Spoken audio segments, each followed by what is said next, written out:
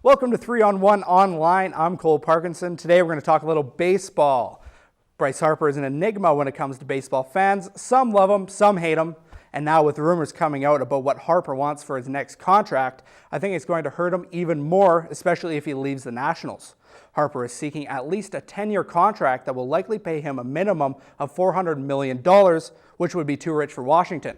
Of course, when a big free agent is set to get paid, there's always one team who everyone knows will be involved. Yep, that's right, the big bad New York Yankees. The Bronx Bombers are always involved with rumors when it comes to spending top dollar on players, and it's not a secret that they will spend in order to get better. So with Harper setting to get paid and looking for a monster contract, the Yankees seem to be the first link people make. The 2018 free agent class goes beyond Harper, though, with Manny Machado, Josh Donaldson, and Dallas Keuchel highlighting the big fish on the market. This may be the most exciting free agent season ever, or it may be the most terrifying if the Yankees decide to load up depending on where you stand.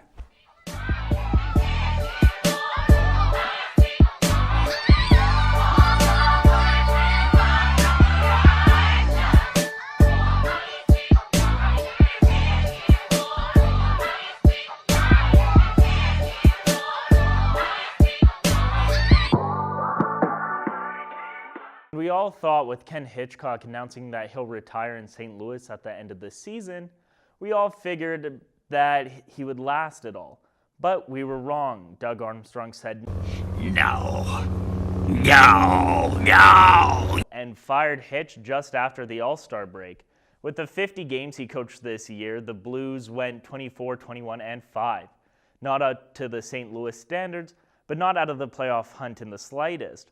With the West not doing as well as we all originally thought, especially with Calgary, LA, and St. Louis all battling for the 2 wildcard spots depending on the night, we all thought Hitch would definitely be staying in, especially with his whole career there. He's been 248, 124, and 41, but never brought that success from the regular season to the postseason. They only made it to the Western Conference Finals last year. Hitch announced at the end of that he'd be retiring at the end of this season. So they went and hired Mike Yeo as assistant coach to take over for him next season. Yeo was the head coach for the Minnesota Wild over the last 5 years, where they only made the playoffs the latter 4. But they would always lose to Chicago every single time, only making it as far as the second round. I really feel like this is going to make no difference for the St. Louis Blues. They are half rebuilding and not that strong at that. And if Ken Hitchcock couldn't do anything with his Jack Adams trophy and his Stanley Cup, then Yeo won't do anything. He had no control over the Wild in his last year there. Thanks for watching.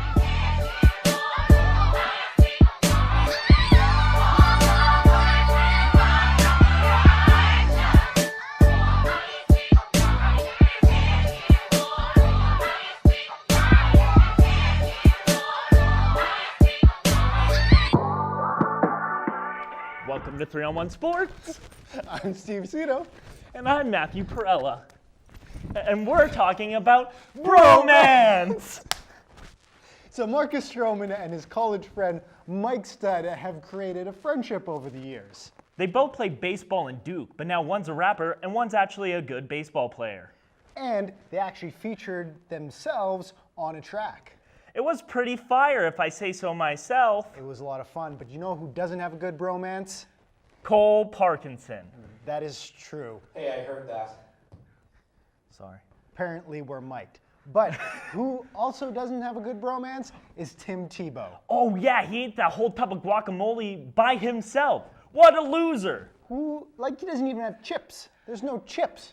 He doesn't need chips. He's an ex-NFL quarterback that was good at college. And he has the spoon. I mean, his only friend is like Sal Pellegrino. Want to try that again? Yeah, Sal Pellegrino. Woo, Sal Pal for short. Hashtag Sal Pal. Hashtag Sal Pal. Can we have some water, please? No. Oh. Tim Tebow drank it all because he ate, looks like it's a whole kilo tub of guacamole. Looks a little salty. How's your food, eh? It's not good, eh? Well, that's all the time we have today. Thanks for listening. Make sure you follow us on Twitter at 3-on-1 Sports. We have better videos on YouTube, kind of. Bye. Bye.